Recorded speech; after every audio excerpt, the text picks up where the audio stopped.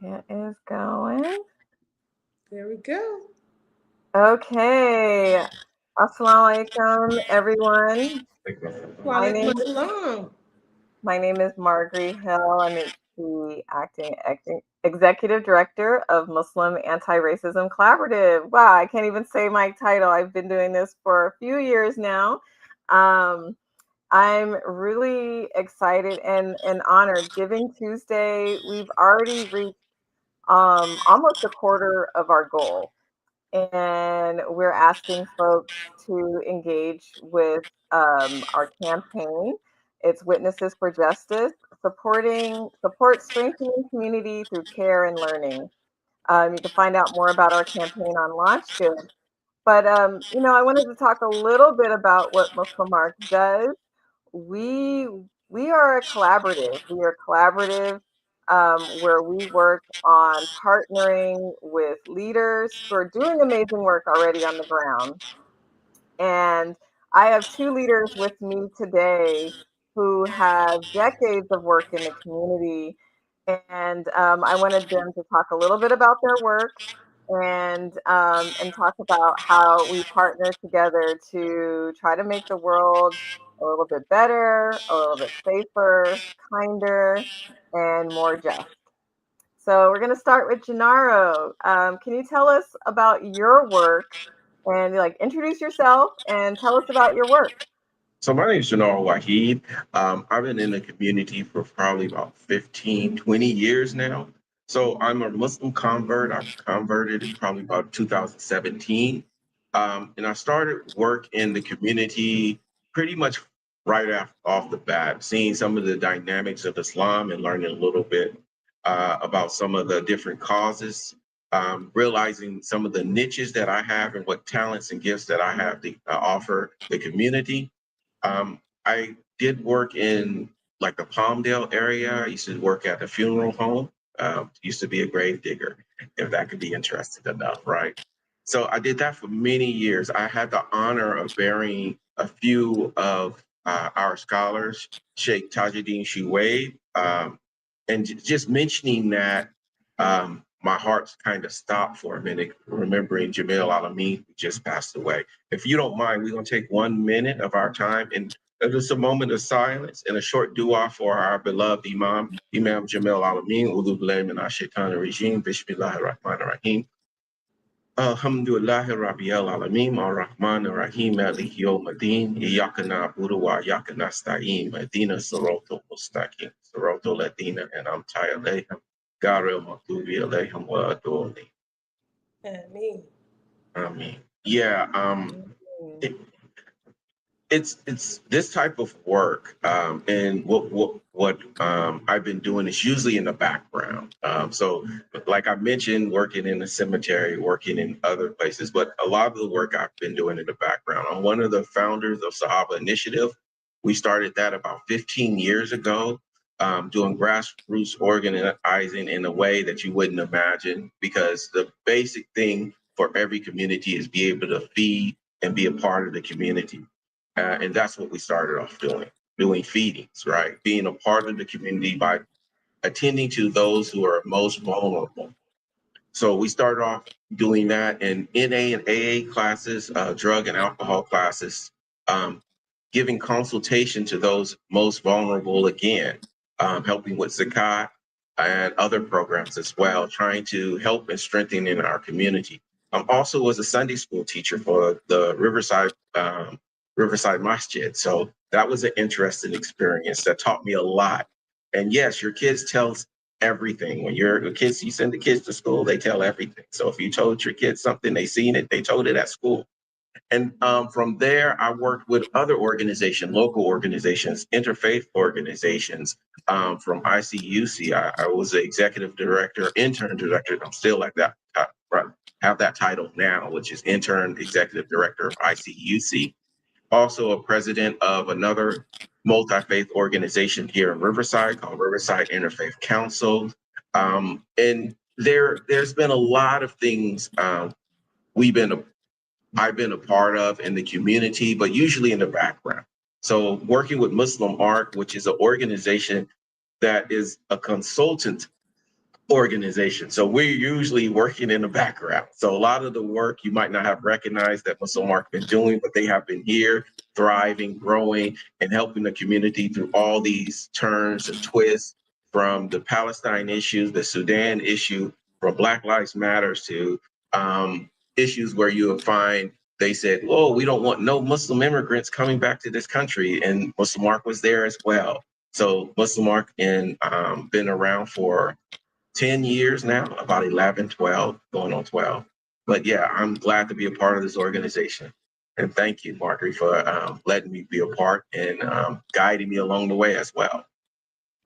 It's truly been an honor. You were one of our awardees for a 2019 dinner, like when we had our award ceremony, and you've been really phenomenal as a leader. And often we have to really rethink leadership, but there's sometimes we push folks to the forefront to speak on behalf. And you've led like a service-based leader, um, and you've led with humility. And so, and your guidance has really been instrumental during this very difficult time over the past few years since October 7th, with the ongoing genocide and through the leadership transitions.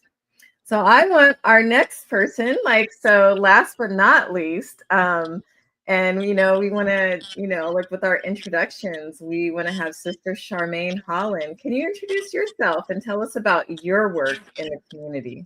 Yes, absolutely. Well, first, I just want to just thank you and give you the honors of allowing me to be here to speak to you and Gennaro on Muslim art. But my name is Charmaine Holland, and I converted to Islam when I was 30 years old.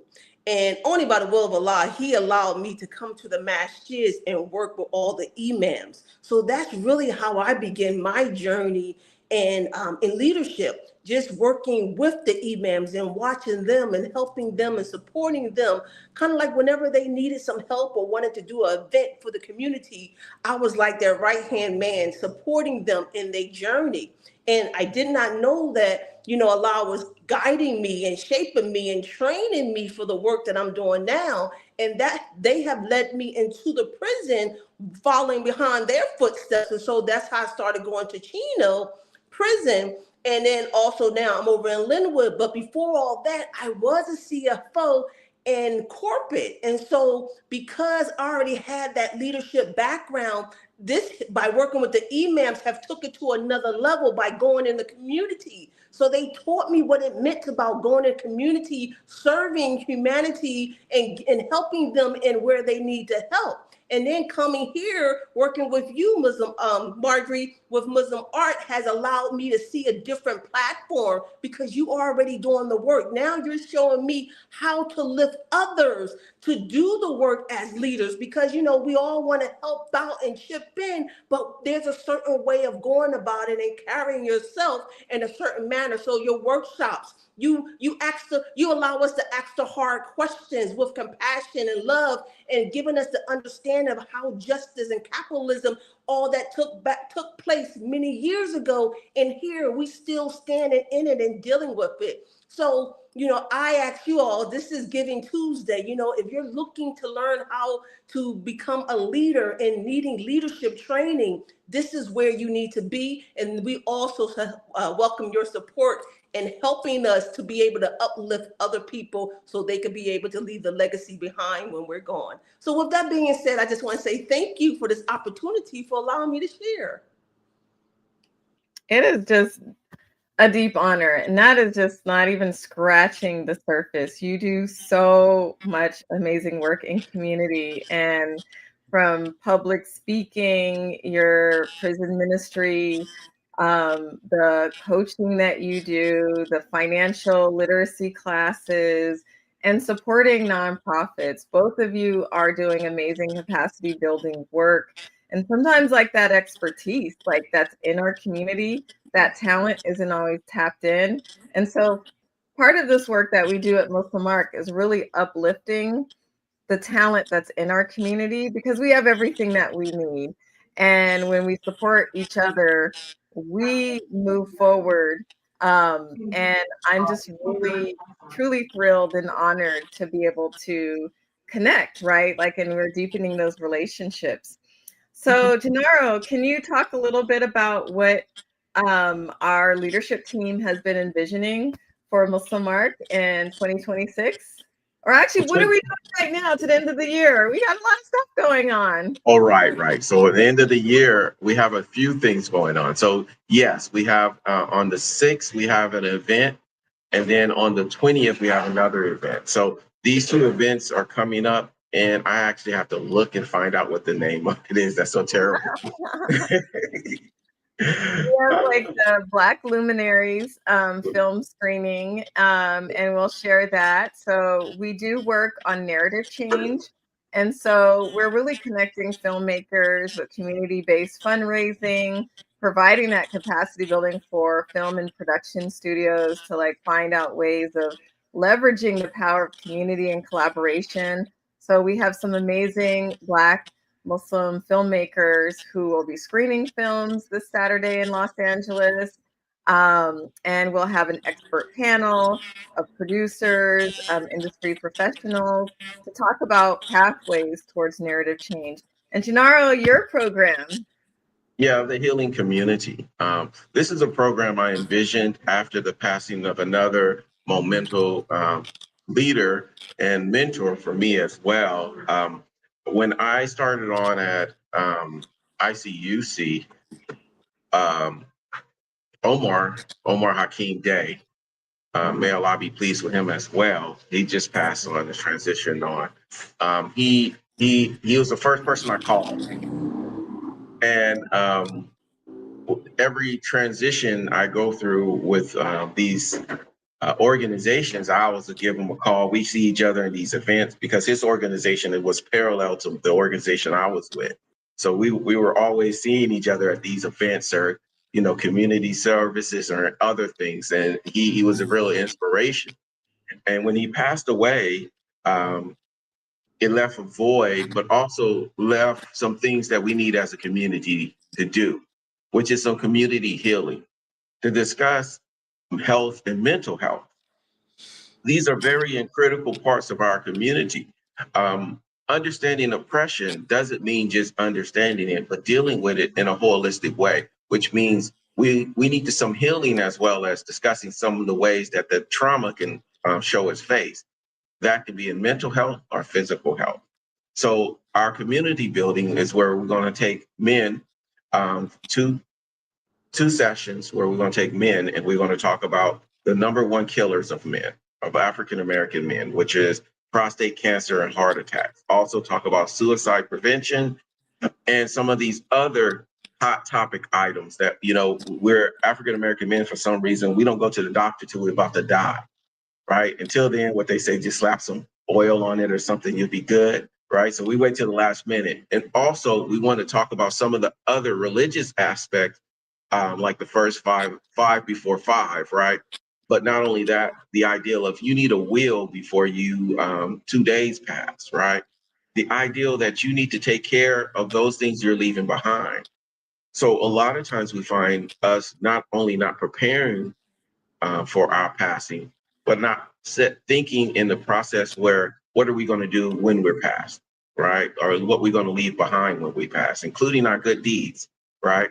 And the other thing we're looking at as well is on the woman's side, what are the key health issues that they're dealing with physically and mentally? So we're going to have that component, and we're going to have two programs for them.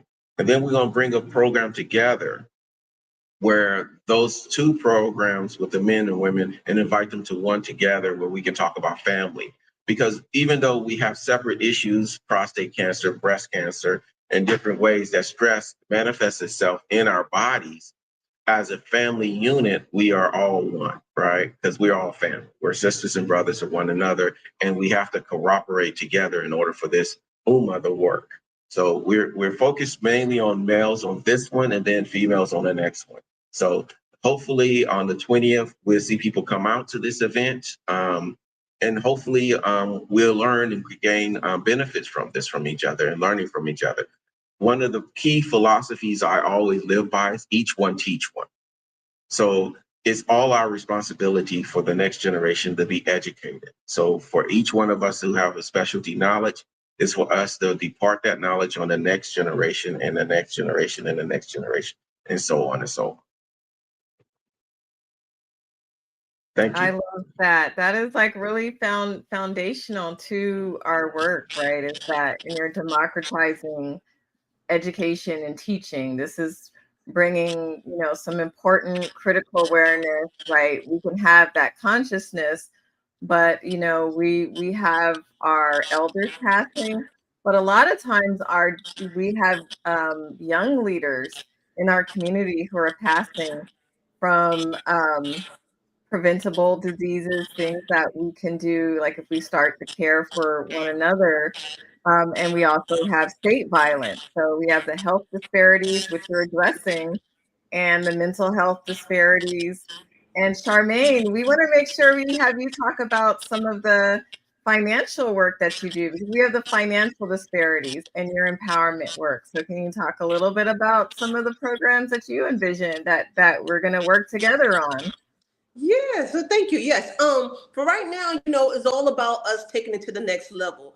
Understanding if you want to be a business owner or if you're going to be able to run a business, it's important that business owners know their numbers. If you know your numbers, then you can be able to exceed better in your business journey. So right now, I'm even doing like a 30-day challenging of talking to nonprofits or small business owners to be able to know their numbers, be able to understand their balance sheet and their P&L, because this is what funnels your business. If you can understand your balance sheet and your P&L, then you can see better the forecast and where you're trying to go and where you're trying to cut the corners.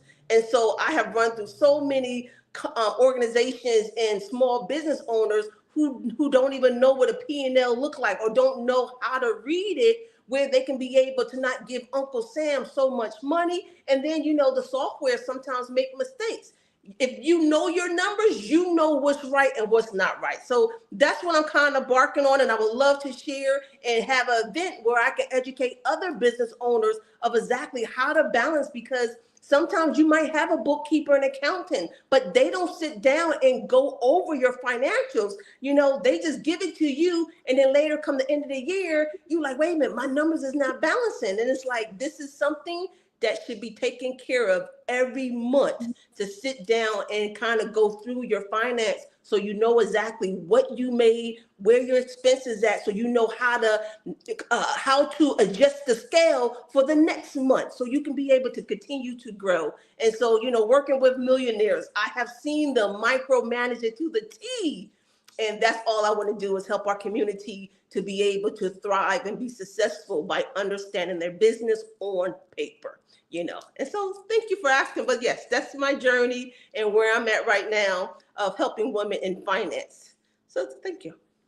And you directly helped me, and that you helped MuslimARC in that, to know our numbers, and with your support and your guidance in both, like we've been working on like our compliance. So this month, and with the help of our teammate Layla Abdullopoulos, we reached platinum status in transparency at Candid. So you can find us in a profile there.